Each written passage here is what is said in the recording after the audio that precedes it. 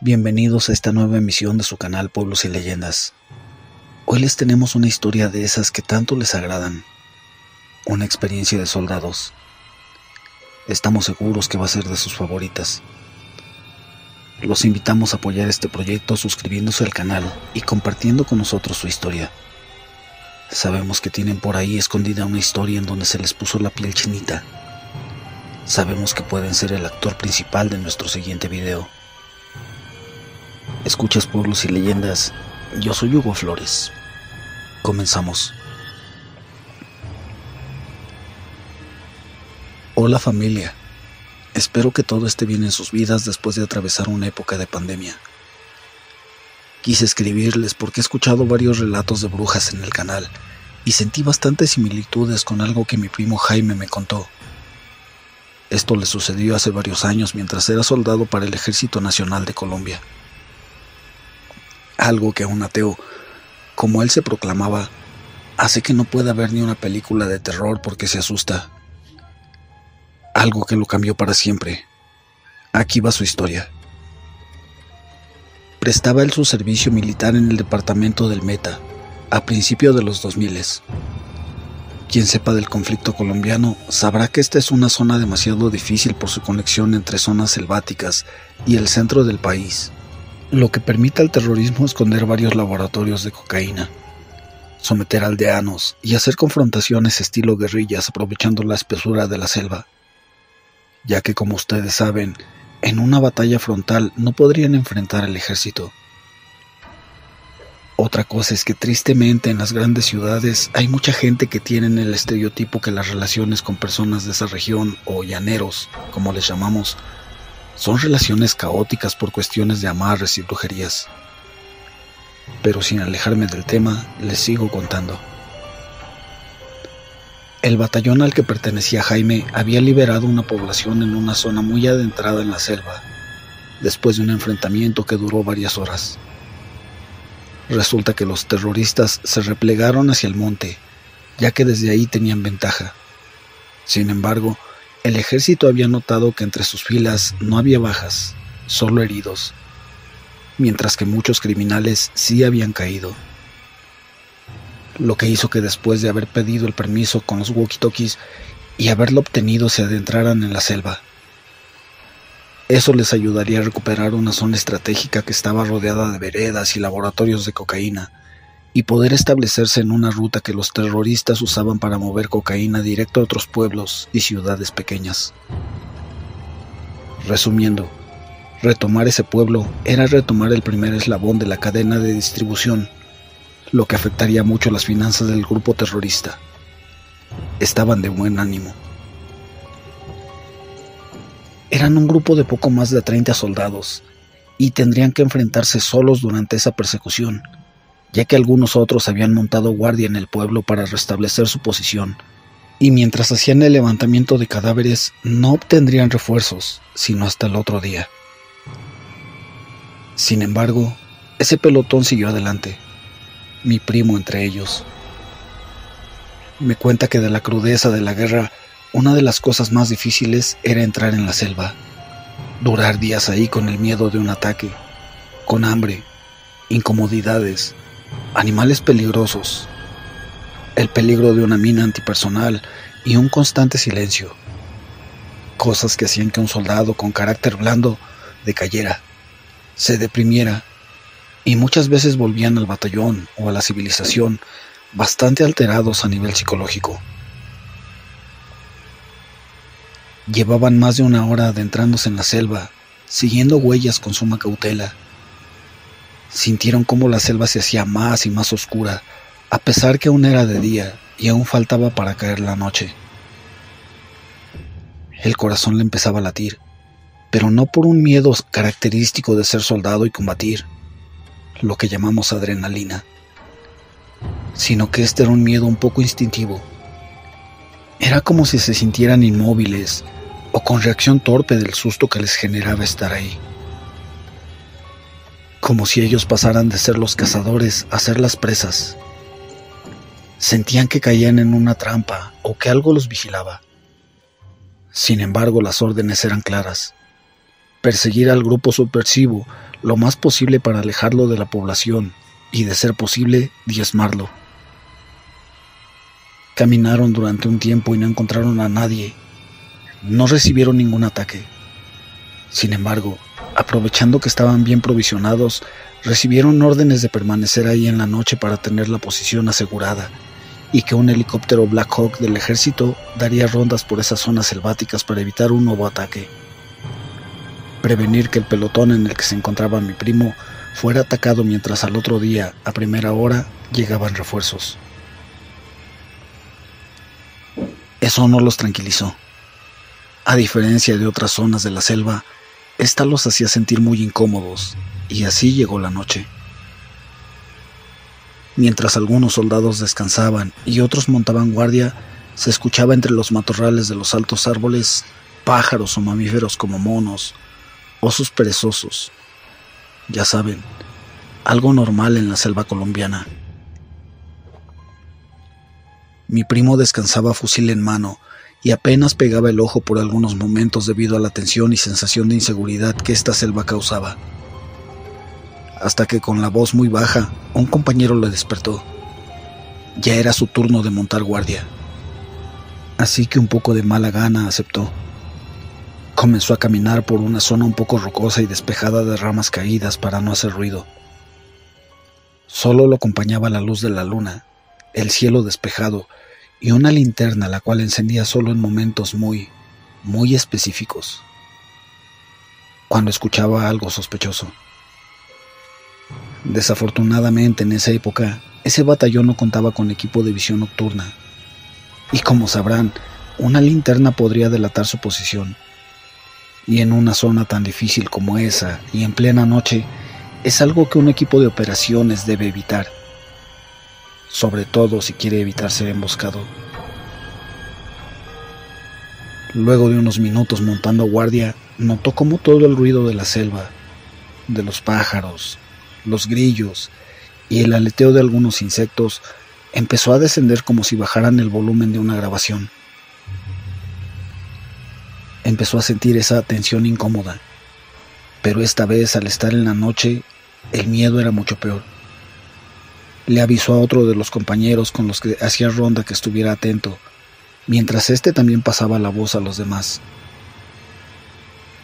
De un momento a otro, empezaron a sentir cómo un avión lejano se acercaba, pero les parecía muy raro, ya que la Fuerza Aérea no estaba involucrada en la operación.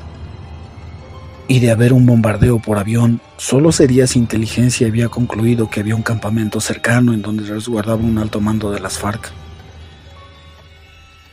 Otra vez la adrenalina volvió. Si había un campamento con un jefe, de seguro estaba altamente resguardado, con más de 100 combatientes y otras células criminales cercanas.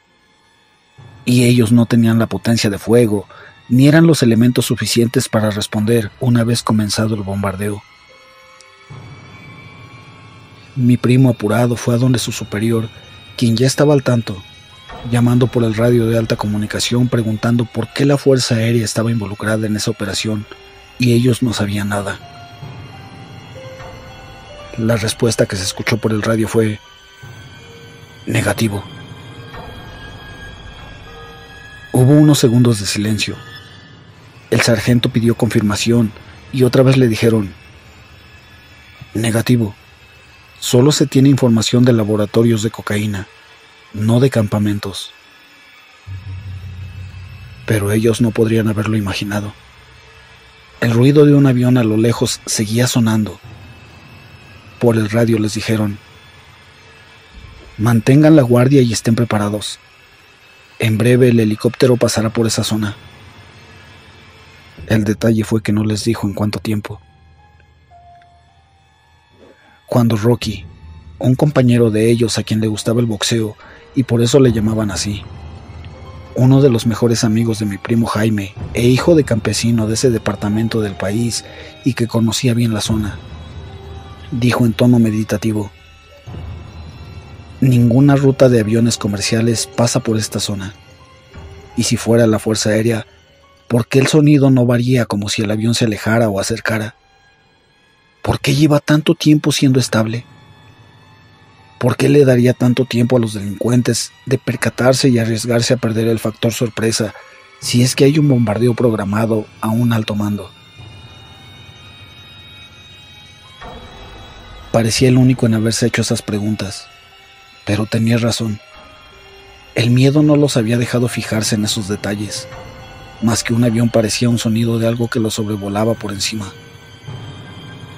Todos estaban alerta, con los ojos muy abiertos, cuando de repente, un sonido como de algo cayendo del cielo, acompañado de un golpe seco, sonó en uno de los árboles, e incluso hizo retumbar con eco el incómodo silencio que había en la selva. Pero no era una explosión. Todos, absolutamente todos, levantaron sus fusiles hacia las ramas, dispuestos a abrir fuego. Mi primo Jaime cuenta que la situación era tan anormal que creía que se estaba volviendo loco. Los grupos terroristas en Colombia nunca habían tenido aviones, y el sonido no era de fuego de mortero. Algo que llevaba minutos sonando como una especie de avión sobrevolándolos había aterrizado en uno de los árboles y estaba muy cerca de ellos. De un momento a otro sintieron como un animal o algo inmenso se pasaba de rama en rama a gran velocidad. Todos tenían los pelos de punta. De repente, la voz del sargento, rompiendo la tensión, dio la orden de apuntar con las linternas. Lo que pasó enseguida, me cuenta Jaime, nunca lo va a olvidar. Vieron cómo una persona envuelta en un telar oscuro saltaba de rama en rama, evitando la luz de las linternas. Estaban muy alterados, pero disparar podría delatar su posición, y si así lo hubieran querido, estaban varios de ellos muy paralizados. La presencia desapareció, pero seguía ese silencio incómodo, como si bajaran el volumen de la selva, como si la selva estuviera muerta. Los minutos pasaban y todos los soldados seguían en guardia, listos para cualquier cosa. Se escuchaba a varios de ellos rezando el Padre Nuestro. De pronto, algo los hizo reaccionar. En una rama muy angosta, en esas que hay en las copas de los árboles, vieron cómo había una persona acurrucada, vigilándolos desde arriba. Estaba en una posición como si fuera una especie de ave, tapándose la mitad de la cara con las manos o con las alas. Sus ojos se veían difusos tras un enmarañado cabello gris oscuro. Esta vez ya no huía de la luz de las linternas, solo estaba ahí.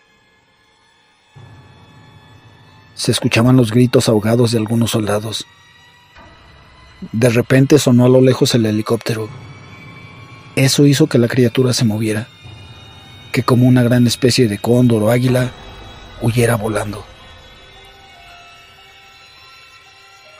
En ese momento mi primo y sus compañeros soldados sintieron como si una enorme carga que tenían encima se les hubiera quitado. El sonido normal de la selva volvió y pudieron respirar profundamente, como si esa energía negativa se hubiera disipado. Al pasar el helicóptero sobre ellos, sintieron de nuevo esa seguridad que al haber entrado a esa selva les habían quitado. De todas formas, no pasaron buena noche. Ninguno pudo descansar después de eso. Permanecieron alertas, asustados, preguntándose si lo que habían visto era real. En la mañana, por medio del radio les confirmaron que había un laboratorio cercano rodeado de lo que parecía 5 o 6 fincas en un caserío. Claramente había sembradíos de cocaína. Les dieron la orden de que rodearan y entraran porque parece que por la vigía nocturna del helicóptero los criminales habían abandonado el lugar. Así lo hicieron y era verdad. No había terroristas ahí.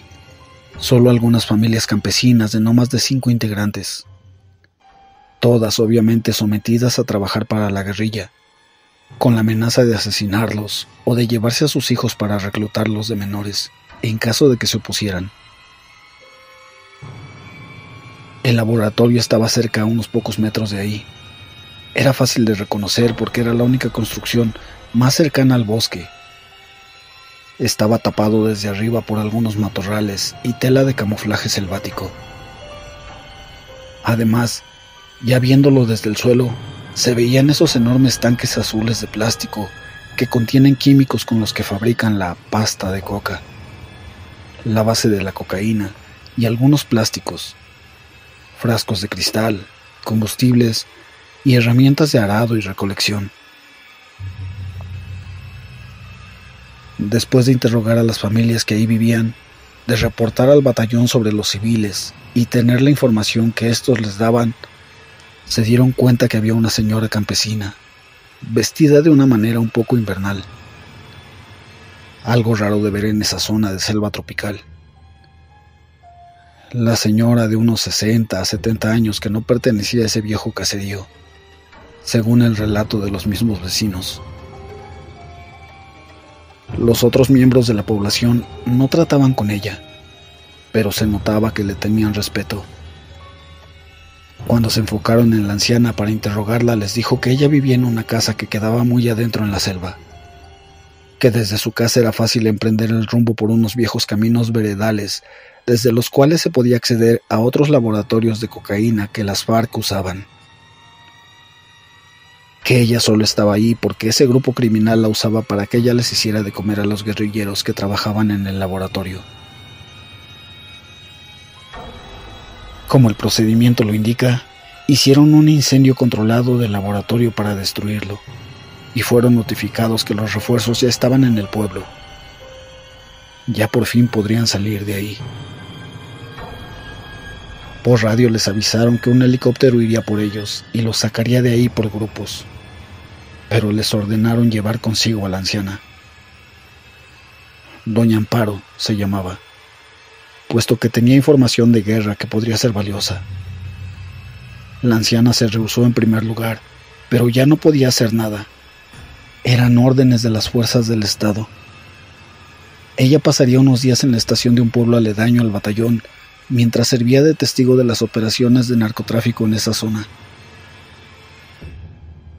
Los días pasaron, y el evento con el hombre pájaro, como lo llamaron, fue pasando a segundo plano, sobre todo porque los soldados de otros pelotones no sentían nada al entrar en esa selva o montar guardia en esa zona, lo que les generó burlas al grupo que pertenecía a mi primo. Los acusaban de cobardes. Incluso les tenían el apodo de Hansel y Gretel, porque los asustó la bruja del bosque. Esto le costó algunas idas al psicólogo del ejército. Doña Amparo podría decirse que era informadora del ejército sobre las rutas por las que transitaba el producto, hasta que un día le dieron el permiso de volver a la que ella dijo era su casa. Una casa muy vieja, hecha en barro y madera, abandonada con unos pequeños terrenos de cultivos.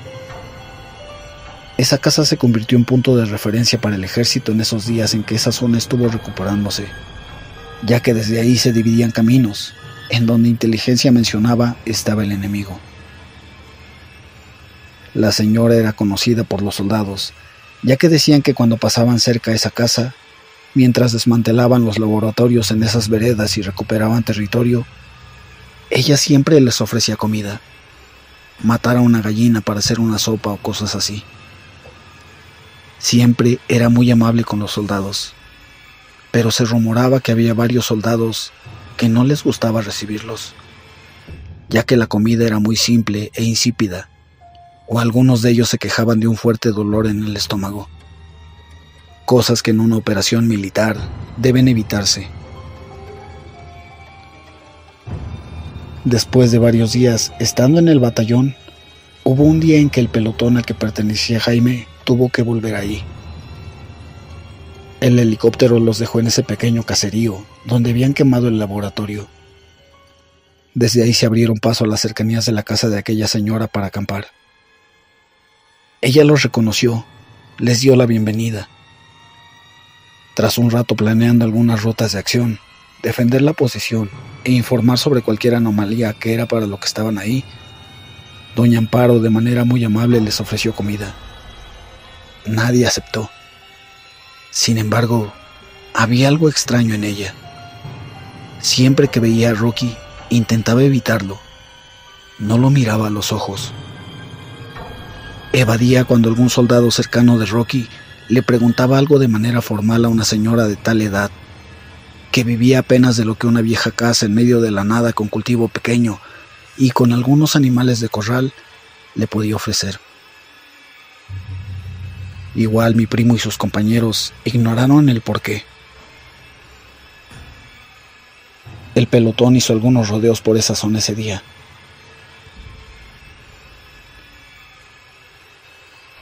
Mientras algunos helicópteros hacían rondas para informar sobre lugares sospechosos que doña Amparo les había comentado. Ya llevaban casi 3 semanas desde que el ejército había recuperado esa zona y todo marchaba bien. Al terminar el día volvieron cerca de donde iban a montar su campamento y parecía que doña Amparo desde muy temprano ya se había acostado a dormir, ya que no había ruido en su casa ni las luces de las velas estaban encendidas. Montaron su campamento a unos 200 metros de la casa de doña Amparo, entre la selva. El ejército debe evitar hacer campamentos cerca de zonas civiles, en las áreas rurales para evitar bajas y víctimas en caso de un atentado. Hicieron una especie de sala común, montada con 4 palos de 2 metros y un telar encima, logrando con ello construir una especie de carpa protectora, ya que habían entrado en época de lluvias. Lo mismo hizo otro escuadrón de 10 soldados que estaba unos 30 metros más adentrados en la selva. La noche transcurría normal con alguna lluvia esporádica de vez en cuando. Mi primo Jaime dormía, pero una sensación extraña lo hizo despertar. Otra vez esa maldita sensación de desasosiego y que la selva se quedaba muda. Tomó su fusil y se levantó lentamente, intentando no hacer ruido. Como él, ya había algunos compañeros que se habían percatado, y algunos de los guardias despertaron discretamente a los demás. Llovía de manera suave, pero lo suficientemente fuerte como para hacer sonar la tela que los cubría. Por medio de uno de los walkie-talkies, uno de los guardias avisaba al otro escuadrón que estuvieran pendientes, que estuvieran alertas. Otra vez, el ruido como de avión a lo lejos empezó a sonar durante varios segundos. Ya sabían que algo malo estaba por pasar. Mi primo no sabía si podría soportar ver otra vez esa criatura en la copa de los árboles que creyó ver aquella vez. Pero se decía a sí mismo no haber visto para olvidar el trauma. Hubo algunos segundos más en donde el único sonido era ese ruido de avión a lo lejos.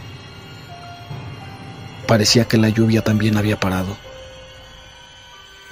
cuando de repente retumbó un estruendo encima de la carpa, pero no tumbó ni rasgó la tela.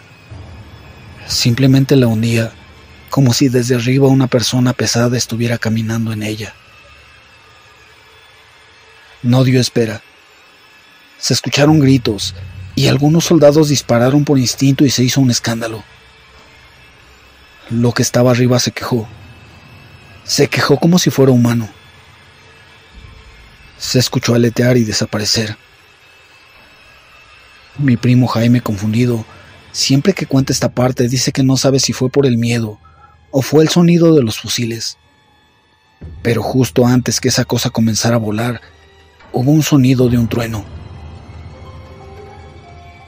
Siguió un momento de silencio y unos gritos de tienda de campaña a tienda de campaña avisaban repetidamente estar alerta. Ya no importaban los walkie-talkies. Todo era un caos. Poco a poco el sonido de la selva volvía a retomar y con ella la lluvia que parecía haberse enmudecido mientras esa cosa estuvo ahí arriba. Mi primo estaba muy asustado. Esta vez esa cosa que los acechaba, esa bruja del bosque, como le llamaron, había sido muy agresiva y directa, no como la primera vez. Mientras Jaime se reponía, vio que Rocky alumbraba con su linterna dentro de su maleta. Buscaba algo con desesperación. Sacó lo que parecía una bolsa grande, transparente, llena de algo blanco. ¿Cocaína?, pensó Jaime. Rocky había robado de algún campamento guerrillero cocaína, o se la había dado a algún poblador. Quizás de pronto doña Amparo se la dio, y por eso había cierto trato extraño entre ellos, pensó mi primo. Ya todo tenía sentido, puesto que no había forma de haberla sacado del batallón, ya que como en toda operación, antes y después de salir de misión, se cercioran que los soldados no lleven o traigan nada extraño en sus equipajes. Además era una bolsa muy grande de cocaína que podía ser vendida por un alto precio. Vio cómo Rocky abría la bolsa, se la echaba encima como si fuera agua, como si se estuviera enjuagando la cabeza y la cara con esta. Se la ponía entre los bolsillos. Mi primo, en medio del susto de la supuesta bruja y todo lo que estaba pasando con Rocky, estaba estupefacto, paralizado. No se podía mover. Era absolutamente surreal lo que estaba sucediendo. ¿Era el susto? ¿Era la oscuridad? ¿Se estaban volviendo locos? Se dio cuenta que él era el único que estaba viendo tal espectáculo, mientras los demás tenían fusiles y linternas mirando hacia arriba, revisando la zona circundante al campamento. Mi primo solo veía a su compañero y 1000 ideas le pasaban por la cabeza. De repente Rocky tomó lo que quedaba en la bolsa y se la puso en el bolsillo. Tomó su fusil y se levantó. Mi primo Jaime también tomó su fusil. Lo apuntó, pero no hacia arriba como los demás soldados, sino hacia Rocky. Era claro que había perdido la cordura. O de pronto tener esa cocaína significaba que era un infiltrado de las FARC. Cuenta mi primo que a pesar que temió muchas veces por su vida y pasó por situaciones muy duras en la guerra, el momento que más recuerda es ese, cuando estaba a punto de ser asesinado por un integrante de su mismo pelotón, por alguien a quien consideraba su amigo. Era morir él o matar a Rocky, quien actuaba más raro que la misma situación en sí. Rocky no reparó en mirar a mi primo. Simplemente se levantó, fusil en mano, y salió corriendo hacia la espesura de la selva. Le tomó algunos segundos a mi primo reaccionar y avisar a sus compañeros y a su superior lo que había pasado, aunque no dijo lo que pensaba sobre Rocky. No mencionó nada de la cocaína, ni la manera como vio a Rocky con esa oscura noche de pesadilla. No mencionó que actuaba como un demente. Simplemente les dijo: Rocky tomó su fusil y huyó hacia la selva. Mientras lo llamaban y perseguían con otros 2 soldados, mi primo se percató que Rocky se dirigía a casa de doña Amparo. Todo tenía sentido. Era ella quien le había dado esa bolsa de cocaína, y Rocky era un infiltrado. Pensaba todo eso mientras con los otros soldados se abrían camino entre la selva corriendo. Todo fue una estrategia para dejarnos desprotegidos y dividirnos, para hacernos una emboscada, pensaba con rabia. De alguna forma, la actitud tan extraña de Rocky había hecho a mi primo Jaime olvidar a la bruja, que hacía unos días le había provocado el susto más grande de su vida. Mi primo estaba pensando todo en torno a esa bolsa de cocaína con la que Rocky se drogó. Oh, Dios sabe qué hizo mientras sucedía lo del susto en el campamento. Cuando se acercaron a casa de doña Amparo, en la oscuridad vieron cómo Rocky parecía hacer algo frente a la puerta de la casa. Lo abordaron. Lo llamaron. ¡Rocky! Él volteó a verlos apuntando con el fusil, asustado y con sus ojos muy abiertos, su rostro húmedo por la lluvia alumbrado por la luz blanca de las linternas. Mi primo estaba listo para lo peor. pero sus compañeros no sabían nada de la cocaína. Solo estaban ahí pensando que Rocky estaba allí para defender a la anciana, pero que a la vez había expuesto su vida y les había hecho perder la formación. Se acercaron prevenidos mientras Rocky seguía acurrucado en la puerta, sin ponerles atención. Mi primo le apuntaba a lo lejos. ¡Doña Amparo!, gritaban mientras tocaban la puerta, y Rocky les dijo: ahí no hay nadie. Esa vieja es la maldita bruja. Por eso tengo esta sal. Por eso la estoy regando en la puerta y en las ventanas. Mi primo comprendió todo. No era una bolsa llena de cocaína lo que Rocky había sacado, mientras estaba alterado en medio de la confusión del evento paranormal. Era una bolsa de sal.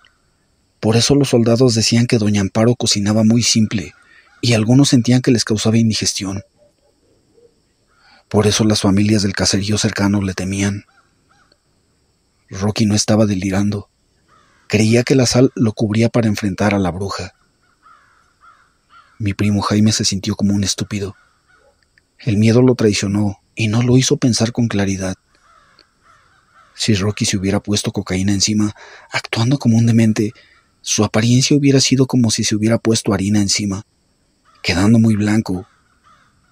Pero entonces cayó en cuenta que no, que eso blanco que se ponía encima nunca se había impregnado en su piel. Era verdad, no era cocaína, era sal.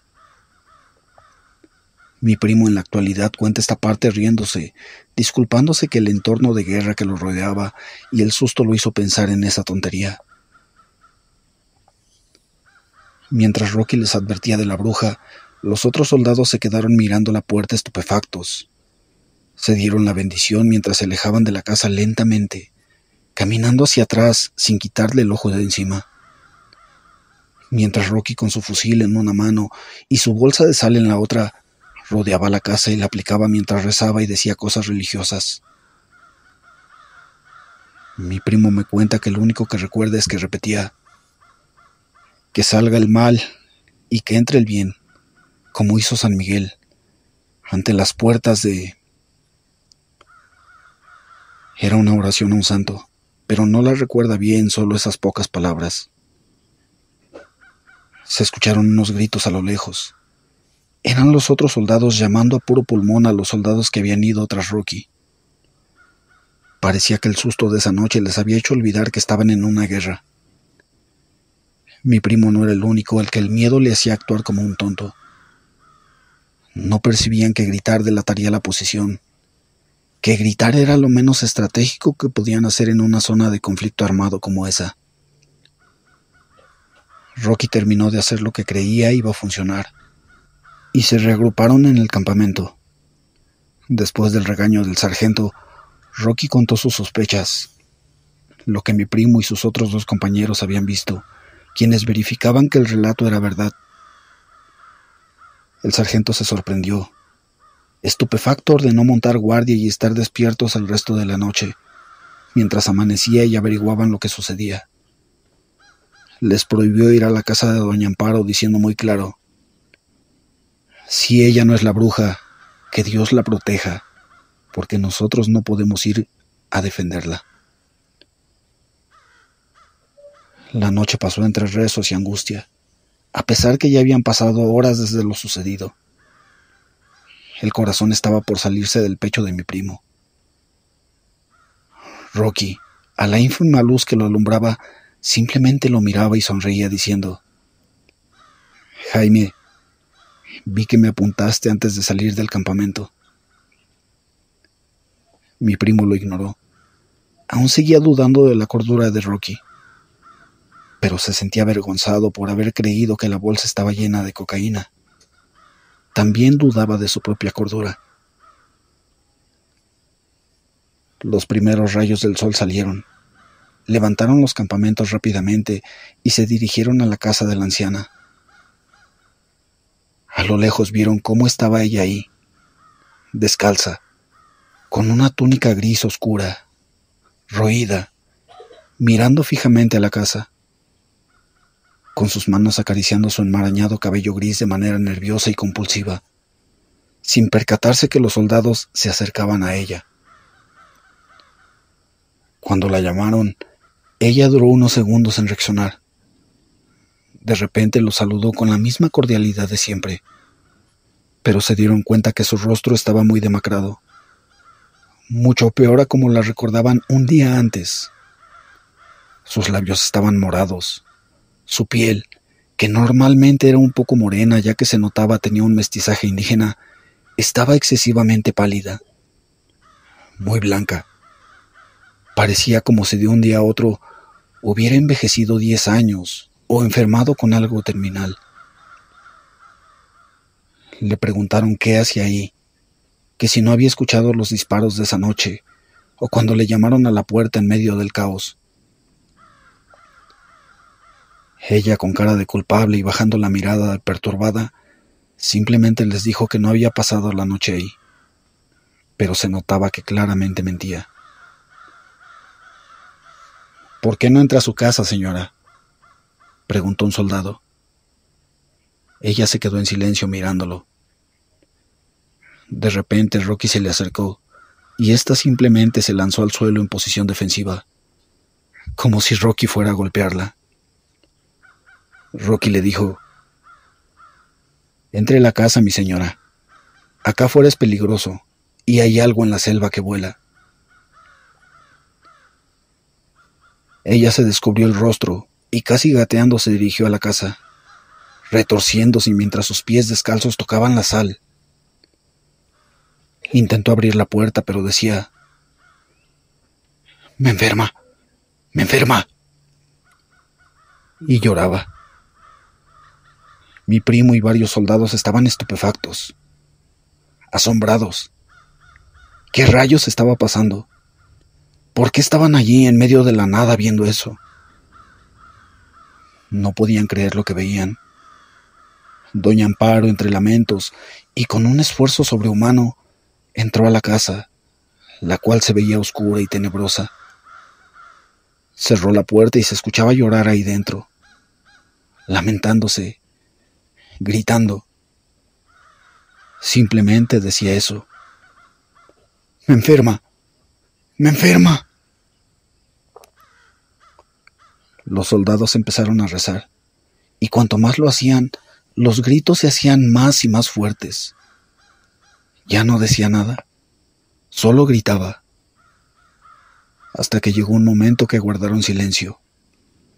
El sargento líder del pelotón les pidió retirarse sin saber qué decirles a sus superiores, sin saber qué informe dar por el radio al batallón.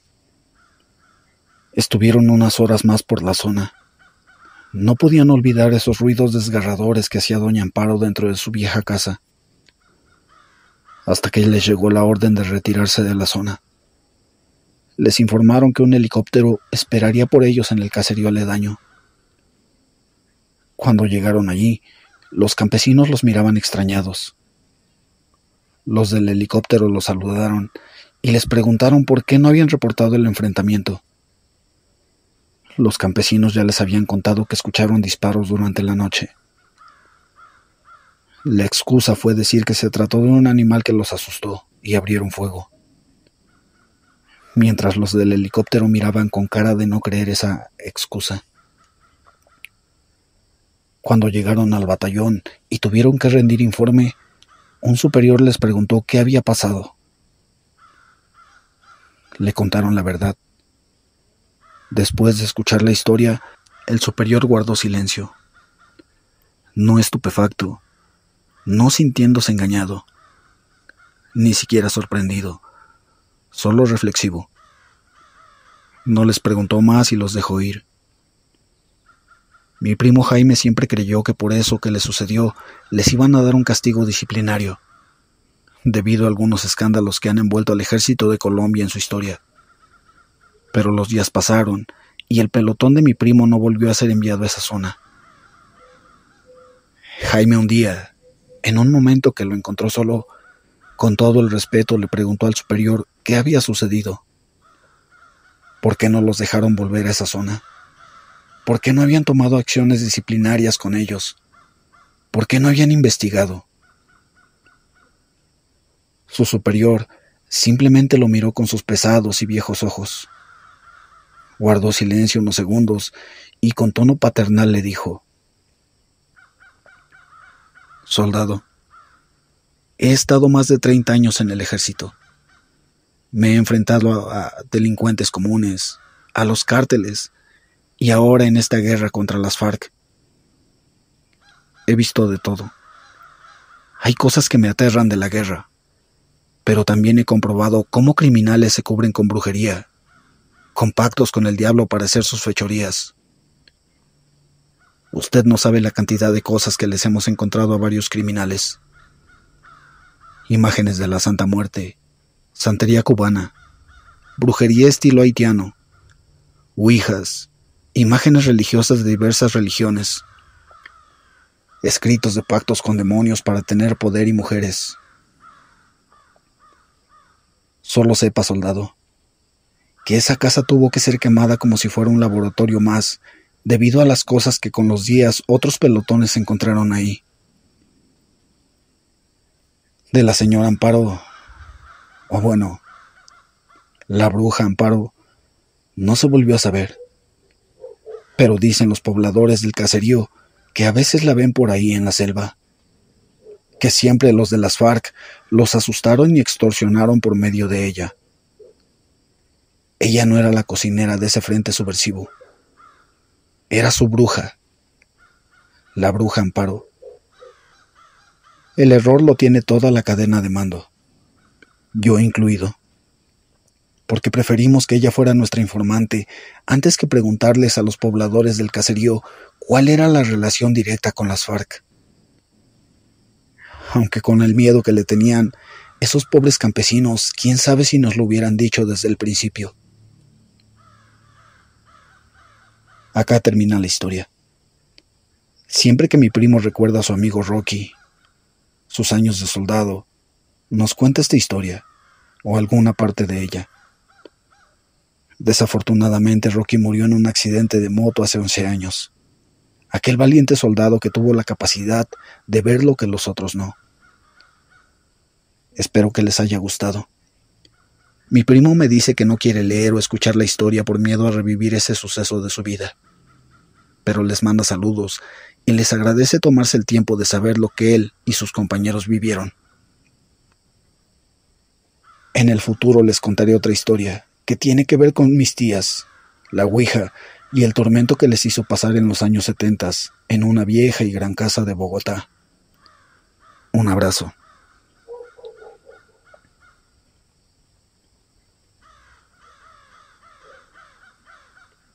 Gracias por habernos acompañado hasta el final de esta historia.